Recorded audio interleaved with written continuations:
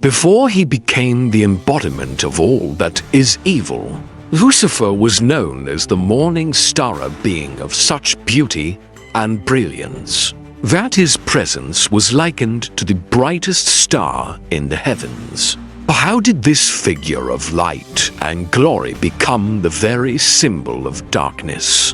What could drive a creature so exalted to rebel against the Creator? These questions have fascinated theologians, scholars, and artists for centuries, fueling endless interpretations and depictions in literature, art, and theology. Today, we'll unravel the story of Lucifer before his fall, a tale steeped in mystery and symbolism. We'll explore his original identity as the morning star, his esteemed role in heaven, and the pride that ultimately led to his downfall.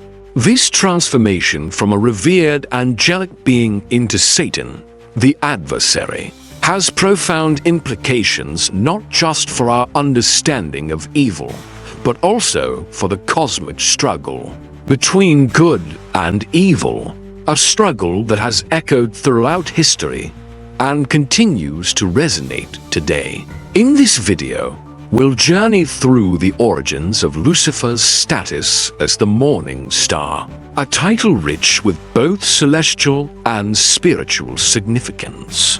We'll examine his role in the heavenly hierarchy, where he was not merely a passive participant, but a central figure in the worship and music that filled the celestial realm.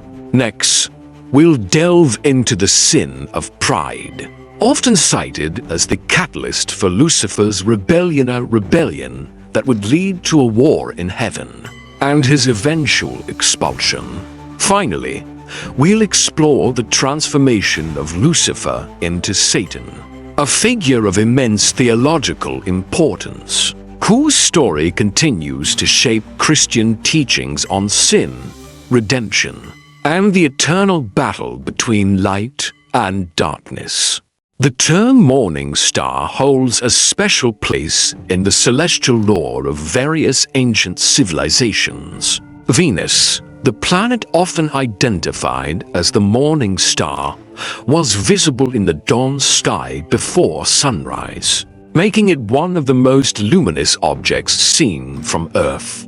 The brightness and beauty of Venus inspired awe and admiration, leading to its association with deities of love, beauty, and renewal across cultures. In Roman mythology, Venus was personified as the goddess of love and beauty. Similarly, the Greeks identified this planet with their goddess Aphrodite. The association of Venus with such powerful and positive attributes provides a deeper understanding of why the term morning star was used to describe Lucifer. In a theological context, the morning star symbolized a being of unmatched radiance and importance, someone who heralded the arrival of divine light and wisdom. Lucifer's identification with the morning star suggested that he was not just another angel, but a figure of singular importance. His radiance was a reflection of divine favor, a mark of his unique role in the heavenly hierarchy. In this way, the morning star became a symbol of the potential for greatness, a potential that, as we shall see, was tragically unfulfilled. The biblical reference to Lucifer as the morning star in Isaiah 14:12 has been a cornerstone of Christian interpretation for centuries. The passage's poetic lament, "How you have fallen from heaven, O morning star, son of the dawn," evokes the image of a powerful, while the immediate context of the passage addresses the fall of the Babylonian king. The early church fathers and later theologians expanded its meaning to include the fall of Lucifer. This symbolic interpretation is reinforced by other scriptural passages, such as in the book of Revelation, where Jesus refers to himself as the bright morning star, Revelation 20-16. The contrast between Christ as the true morning star and Lucifer as the fallen one underscores the dichotomy between divine obedience and rebellion. Theologians have long debated whether this title's use in different contexts is intended to draw parallels between Christ's ultimate victory over sin and Lucifer's fall as a warning against pride. In addition to the biblical texts, extra-biblical writings and apocryphal texts have contributed to the narrative of Lucifer's fall. The Book of Enoch, for instance, elaborates on the story of the fallen angels, with Lucifer often seen as their leader. These texts, while not canonical in most Christian traditions, have influenced the popular imagination and artistic depictions of Lucifer throughout history. The description of Lucifer in Ezekiel 28-12:17 is one of the most vivid portrayals of an angelic being in the Bible. Although the passage is directed at the king of Tyre, its symbolic language has led many to see it as an allegory for Lucifer. The passage speaks of a being adorned with every precious stone, residing in Eden, the garden of God. The text describes this being as the seal of perfection, full of wisdom and perfect in beauty, emphasizing his preeminent status among the celestial beings. Lucifer's role in heaven, as inferred from these passages, was that of a guardian cherubim who was not only beautiful, but also wise and powerful. The reference to walking among the fiery stones is often interpreted as an indication of his closeness to the divine presence, a being who stood in the very courts of God. As a cherub, Lucifer would have been entrusted with the most sacred duties, perhaps even acting as a mediator of God's light and will to the other. However, it is his role as a leader of worship that adds a tragic dimension to his story. Many theologians believe that Lucifer was responsible for orchestrating the heavenly music and worship that glorified God. This position of leading the praise and adoration of the divine made his fall even more poignant. The being who was once the foremost in glorifying God became the foremost in opposing him, transforming from the leader of heavenly worship into the adversary. Pride has long been considered the root of all sins, a theme central to the story of Lucifer's fall. In Christian theology, pride is often depicted as the most insidious of the 7 deadly sins, leading to the downfall of both angels and humans alike. For Lucifer, pride stemmed from his extraordinary beauty, wisdom, and position in the heavenly hierarchy. He was, by all accounts, the most magnificent of all God's creations, which led him to believe that he deserved to be worshipped rather than to lead worship. This growing sense of self-importance and entitlement fostered a desire to elevate himself above his station, ultimately leading him to challenge God himself. Theological interpretations, particularly those of early church fathers like Saint Augustine, suggest that pride was the first sin ever committed, and it was Lucifer who committed it. Augustine describes pride as the love of one's own excellence, a desire to be more than what one is, and in Lucifer's case, a desire to be equal to or greater than God. This pride led to the internal rebellion within Lucifer, a shift from a being of light to a being consumed by darkness. It's a story that echoes throughout the ages, reminding believers of the dangers of vanity and self-aggrandizement. Further expanding on the idea of pride, we find parallels in other religious traditions. In Islam, for example, the story of Iblis, often equated with Lucifer, also centers around pride. Iblis refuses to bow to Adam, considering himself superior because he was created from fire, while Adam was made from clay. This refusal, born out of pride, leads to his expulsion from paradise. The similarities between these narratives highlight a universal warning against the dangers of hubris across different faiths.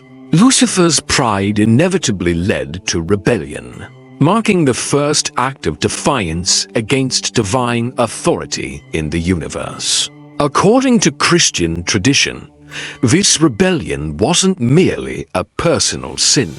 It was an organized uprising against the very order of heaven.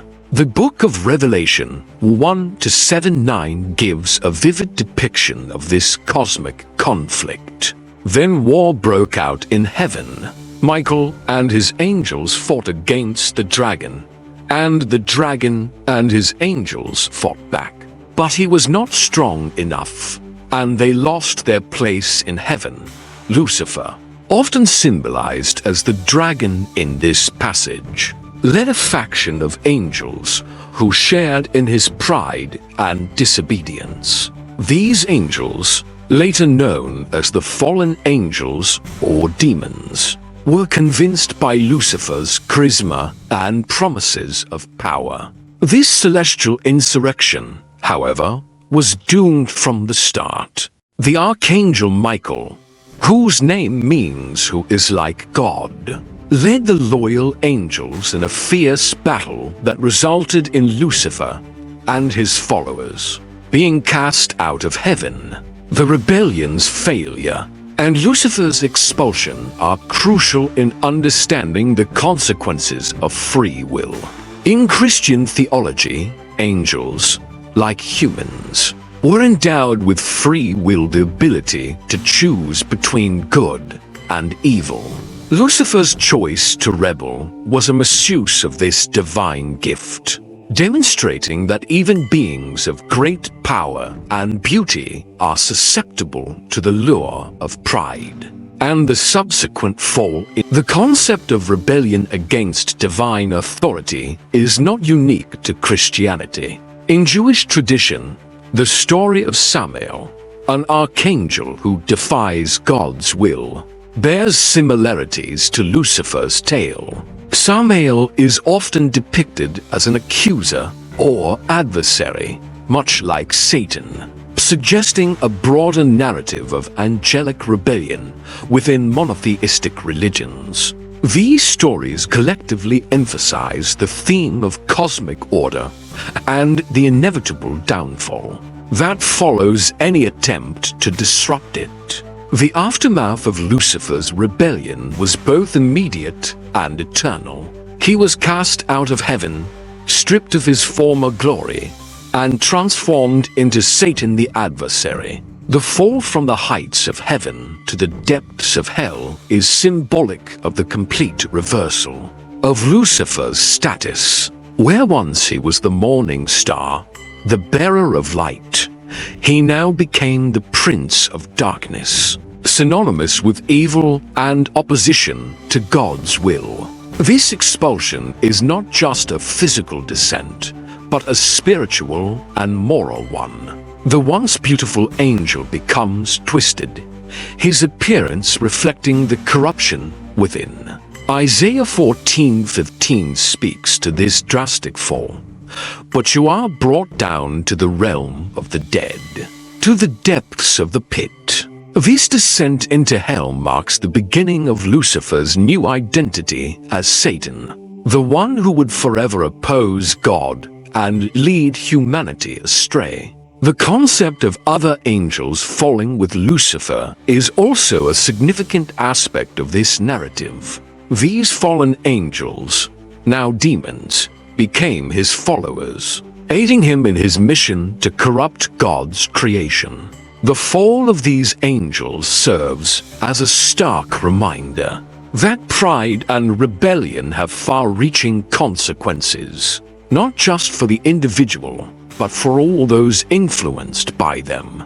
In literature and art, this expulsion has been depicted in countless ways, often emphasizing the tragic loss of beauty and grace. Milton's Paradise Lost famously captures Lucifer's defiance even in the face of defeat, with the iconic line, "Better to reign in hell than serve in heaven." This portrayal underscores the irreversible nature of Lucifer's choice and the tragic pride that led him to prefer damnation over submission. The name Satan carries a meaning far removed from Lucifer's original identity as the morning star, derived from the Hebrew word dakon, meaning adversary or accuser. The name represents a complete transformation from an angel of light to the embodiment of opposition to God. In his new role as Satan, Lucifer is no longer a bringer of light, but the very force that seeks to extinguish it. In the Old Testament, the term Satan initially appears as a title rather than a name, referring to an entity that acts as an accuser or prosecutor, such as in the book of Job, where Satan tests the faith of Job under God's permission. This role as an adversary evolved over time, particularly in the intertestamental period, where Jewish apocalyptic literature began to depict Satan as a more personal and cosmic enemy of God, leading to the more developed concept of Satan seen in the New Testament. As Satan, Lucifer's purpose is no longer to serve God, but to thwart his plans, particularly by leading humanity into sin and rebellion. The name change signifies more than just a new identity. It marks the point of no return, where Lucifer's fall from grace becomes irreversible. This transformation is central to understanding the role of Satan in Christian theology as the ultimate deceiver and tempter, the one who leads souls away from salvation and into damnation.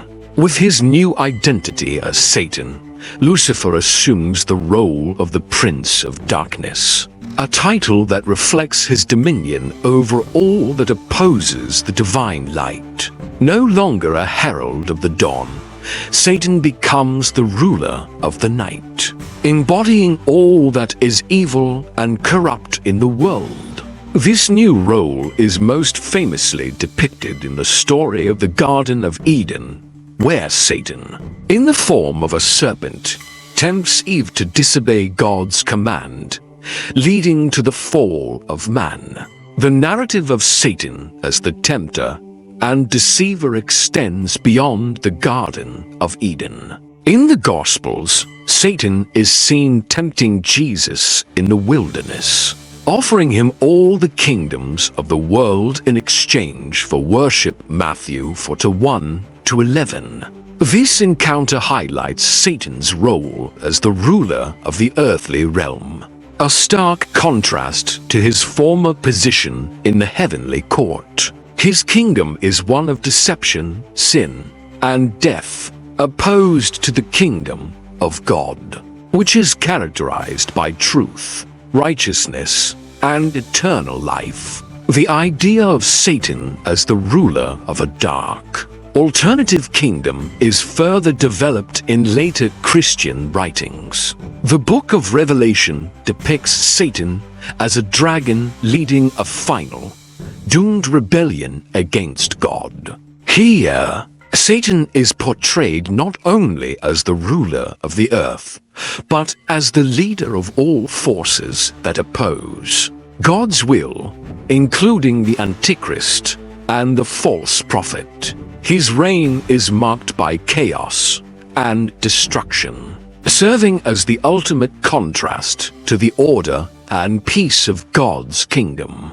Lucifer's transformation into Satan has had a profound impact on Christian theology. shaping beliefs about sin, redemption, and the nature of evil. The story of Lucifer's fall is often seen as a cautionary tale about the dangers of pride and the consequences of rebelling against God's will. It underscores the belief that all creatures, regardless of their power or beauty, are subject to the same moral laws and that disobedience leads to inevitable downfall. Moreover, Satan's role as the tempter and deceiver highlights the Christian understanding of evil as an active force in the world, one that seeks to undermine God's creation and lead humanity astray. This has influenced Christian teachings on the importance of vigilance, the need for spiritual warfare, and the belief in the ultimate victory of good over evil. The figure of Satan serves as a reminder of the ongoing struggle between light and darkness, a struggle that plays out both in the cosmic realm and within the human soul. The doctrine of original sin, which holds that humanity is born into a state of sin as a result of Adam and Eve's disobedience, is deeply connected to the story of Lucifer's fall. Satan's temptation of Eve in the Garden of Eden is seen as the beginning of human sinfulness, a condition that necessitates the need for redemption through Christ. Without Satan's role in this story, the narrative of sin and salvation would be fundamentally different. In addition, the concept of Satan as the adversary has influenced Christian eschatology, the study of the end times. Many Christians believe that Satan's ultimate defeat will occur during the final judgment, when Christ returns to establish his kingdom. This belief in the eventual triumph of good over evil is a central tenet of Christian hope and faith, providing assurance that despite the presence of evil in the world, God's victory is certain. We began our journey by exploring Lucifer's origins as the morning star, a being of unparalleled beauty and brilliance, whose role in heaven was both significant and revered. From there, we delved into the sin of pride, which led to Lucifer's rebellion against God, a rebellion that ultimately resulted in his expulsion from heaven and his transformation into Satan, the adversary. This dramatic fall from grace and the subsequent redefinition of his identity has had lasting implications on Christian theology and the understanding of good and evil. Lucifer's story serves as a powerful reminder of the dangers of pride and the consequences of turning away from divine order. It illustrates how even the most exalted beings are not immune to the temptations of self-glorification and rebellion. This narrative also highlights the Christian belief in the constant battle between light and darkness, good and evil, and the importance of remaining vigilant in one's faith. The transformation of Lucifer into Satan embodies the concept of free will, showing that the choices we make can have eternal consequences, for better or for worse. As we reflect on Lucifer's journey from the heights of heaven to the depths of hell, I encourage you to think critically about the nature of temptation and pride in your own life. How do these themes resonate with your personal experiences? Feel free to share your thoughts in the comments below, and let's engage in a discussion about how this ancient story still holds relevance today. If you're interested in exploring more about the cosmic struggle between good and evil, or other biblical stories with profound theological implications, be sure to subscribe to the channel. In our next video, we'll take a closer look at the war in heaven, Michael versus Satan, where we'll explore the epic battle between the forces of good and evil, and how it has been depicted in scripture, literature, and art throughout the centuries. Stay tuned.